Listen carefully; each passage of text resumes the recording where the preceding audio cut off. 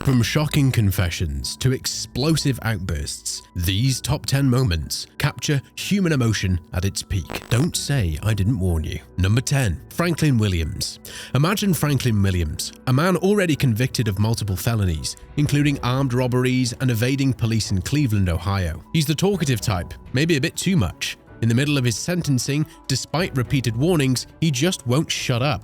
All my property got my sale today. Mr. Williams, I'm the judge in the matter. Shut your mouth, and I'll tell you when you could talk. You got it? The tension mounts. It's him against the judge, words flying like bullets in a standoff. The judge loses patience. In an unbelievable move, he orders Williams' mouth to be taped shut. That's a violation of the HIPAA law, Judge. Here we go. I'm gonna tape it, and then I'll unzip it when I want you to talk, because the young lady over here can't take down everything. The court is stunned, and Williams sits there, mouth sealed, the silence deafening. Later, Williams gets a second shot. He steps into the spotlight again, showing a handwritten sign to the judge and cameras. Freedom of speech, no duct tape. Freedom of speech, no duct tape. Freedom of speech, no duct tape. With the hashtag. It's a bold move. Does it pay off? Well, here's the shocker. The previous sentence of 24 years is tossed out, but what comes next hits harder. A new judge steps in, looking over the evidence and Williams' crimes, and the verdict?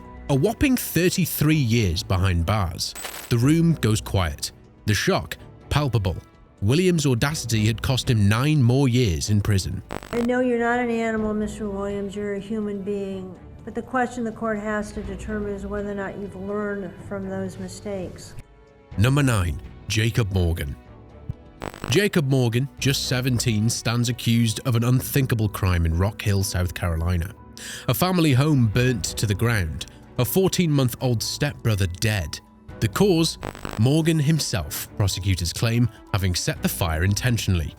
In court, the tension builds. A plea deal is on the table. Involuntary manslaughter and child neglect. Despite maintaining his innocence, he takes it. The love for his little brother echoing in his plea. I love my brother.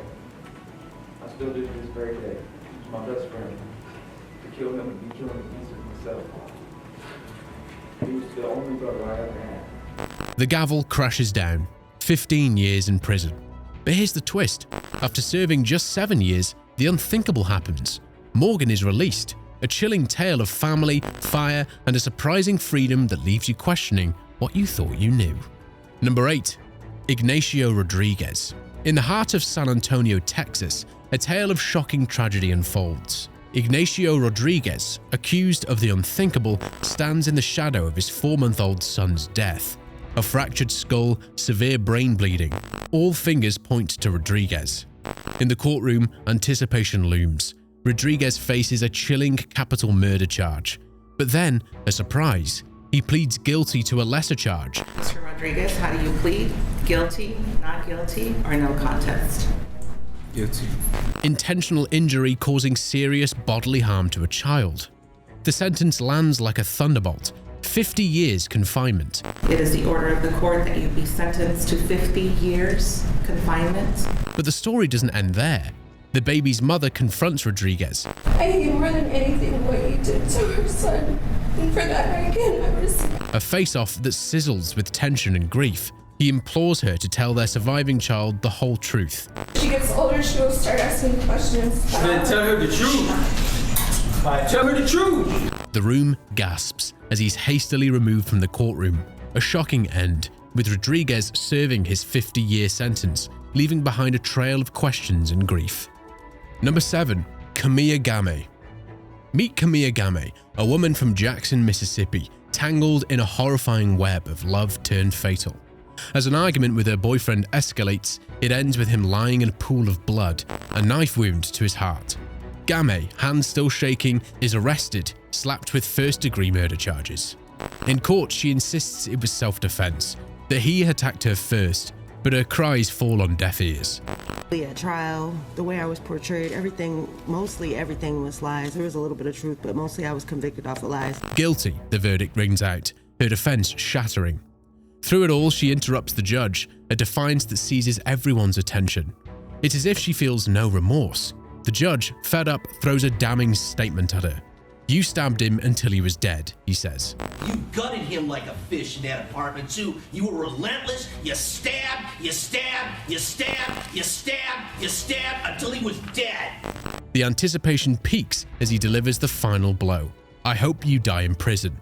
If this was a death penalty state, you'd be getting the chair." I agree with the family. I hope you die in prison as well. You know, if this was a death penalty state, you'd be getting the chair. The room gasps as Gamet is sentenced to a life without parole, her once-defiant attitude crumbling under the harsh reality, a twist no one saw coming, the final act in a chilling saga of love and violence. Number 6. Kyra Cook. Kyandria Cook, just 18, and her 17-year-old boyfriend dive into a world of crime in Volusia County, Florida. Their tools? A dating app and a loaded gun. They plan a carjacking, which ends with the victim shot, his life hanging by a thread. Barely escaping, the duo commits a second carjacking 2 days later, only to get caught. In court, Cook stands, accused of a string of serious crimes. The room holds its breath as the verdict drops, guilty on all charges. It was an orchestrated ambush, and you are a main part of that. And for that, I'm going to go ahead and adjudicate you guilty of all 3 charges. 20 years, the judge declares, and the room echoes with her mother's cries. Sentence you to 20 years in state prison. A painful symphony of shattered hopes. A miscommunication had led them to believe there would be no jail time. But in a stunning twist, the sentence is reduced to 11 years. And I think you got potential. Don't lose sight of that. As in count 3, I'm going to sentence you to 11 years for state prison. The shocking reveal leaves everyone reeling, a surprising end to a grim tale. What would you do if this happened to you? Comment below. So far, we've witnessed 5 shocking moments in court, but be warned, because things are about to get a whole lot worse. Number 5. Christopher McNabb. In Covington, Georgia, a mother's cry echoes through the night. Her 2-week-old baby's gone. Christopher McNabb, a father, appears on TV. "But I want my kid back, man. That's my child, man. I want my kid, man." His words are desperate, begging for his child's return. But behind those pleas, a darker story unfolds. As dawn breaks, the search ends in a horror that shakes the town to its core. The baby's found in a nearby woods, life snuffed out by a blow to the head. It's murder, the cops say. The suspect? McNabb himself, now in handcuffs, charged with killing his own baby. He's dragged to court, shouting his innocence to anyone who'll listen. I got a lot to say. I got a lot to say, but I'm not going to be able to say half of it. I don't know, because I don't know what you're going to say. I'm innocent. I didn't do it. Okay. The judge, cool as ice, offers a twist that leaves everyone on edge. "You say you're innocent," she says. "So tell me, what punishment should the real killer get?" McNabb, unknowing of the trap he's walking into, demands the harshest sentence. Tell me what sentence the man or woman that you claim did this should receive. If you ever find out who did them, they deserve to be under the jail. Okay, so they ought to get the maximum sentence. Most definitely. Okay. Life under lock and key. The judge nods. Her gavel crashes down. Life in prison, no parole, she declares, mirroring his own words. In the crime of malice murder, I sentence you to life in confinement without parole. In concealing the death of another, I sentence you to 10 years in confinement, consecutive or after count 1. Do you understand each of your sentences? Yes, sir. The room goes silent. Shock sweeps across McNabb's face. He's carted off to Hayes State Prison in Georgia, the same man who pleaded on TV, now locked up for life. It's a tale as shocking as it is tragic. A father accused of an unimaginable crime, his fate sealed by his own words. Number 4. Kimberly Cassar. There's something off about Kimberly Cassar, a hairstylist working under a fake name in a tangle salon in Nassau County, Florida. She's been a ghost, slipping through the fingers of the law for 25 years, wanted in several states, but it's a brutal act that drags her into the light. She murders a co-worker, her weapon, a pair of scissors, her body allegedly disposed of like yesterday's garbage. In jail, Kessar's sanity is questioned, disturbing scenes of her smearing feces on cell walls, an unnerving spectacle that shocks even hardened jail staff. The courtroom drama intensifies. Her constant outbursts send her to a separate room, her claims about her public defender spitting lies and deceit into the proceedings. Tension builds up. Everyone's on edge, wondering how this dark and twisted saga will end. The hammer falls. guilty of first-degree murder. The verdict rings out. The room falls silent as Kessar's sentence lands. Life in prison without parole. Number 3. Damon Kemp. Damon Kemp is a seemingly ordinary resident of Daytona Beach, Florida, becomes the center of a chilling double murder case. A routine burglary investigation suddenly spirals into a homicide injury when Kemp shockingly confesses to killing his 2 roommates, their lives brutally extinguished in a hail of gunfire. In court, the plot thickens. Kemp, now appearing in a wheelchair, causes a stir with his disturbing behavior. God!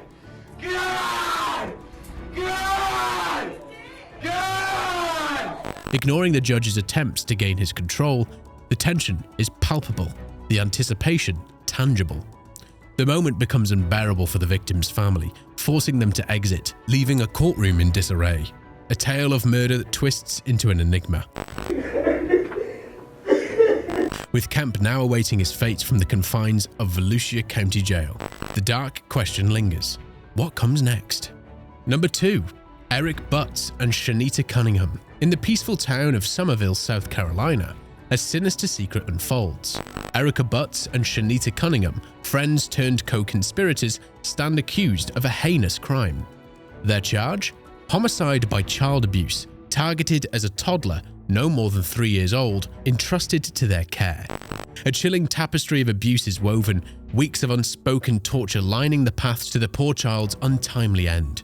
A time frame coinciding eerily with the child's stay at the Butts and her lover Cunningham. The courtroom is awash with a chilling anticipation. What horrifying truth will the gavel's fall reveal? Then the final blow. The judge's voice echoes throughout the silent courtroom. The severity of the blow to that child's leg, and to say that you did not recognize what had been done, to ignore what must have been the excruciating sounds that came from that child on a daily basis, is more than disconcerting. A life sentence for both women, the impact reverberating through the halls.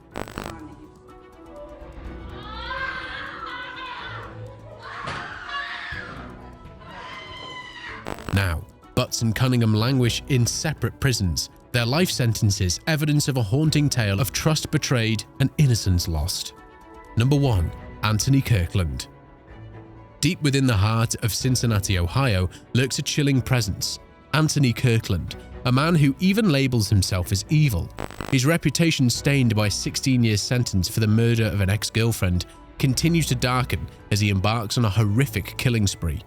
Over 3 years, the lives of 4 women, including 2 teenagers, are brutally snuffed out. Anthony Kirkland is, in fact, a vicious serial killer. His reign of terror comes to an end with his 4th murder. A victim's watch at an iPod leading authorities to his doorstep. They say I am evil and a monster. They're right. Suspense tightens as the courtroom waits with bated breath. Kirkland, pinned with all murders, stares at the Grim Reaper, the death penalty. Mr. Kirkland, you are charged with the following offenses as contained in the indictment. Count 1, attempted rape with specifications. Count 2, aggravated murder with specifications. Count 3, aggravated robbery with specifications. Count 4, aggravated murder. Just as the anticipation peaks, a sudden, shocking collapse. Kirkland faints, intensifying the drama of the unfolding plot. Ultimately, the scales of justice prevail. Kirkland is found guilty on all counts and sentenced to death. Mr. Kirkland, this is a death penalty case. What is the defendant's plea? Not guilty, Your Honor. The final curtain descends with him on death row, awaiting his impending execution in the Chillicothe Correctional Facility. Got your heart racing, didn't we? Hit that subscribe button and join us on this thrilling journey. And hey, drop a comment below if there's a topic that's been keeping you up at night. We might just turn the spotlight on it next.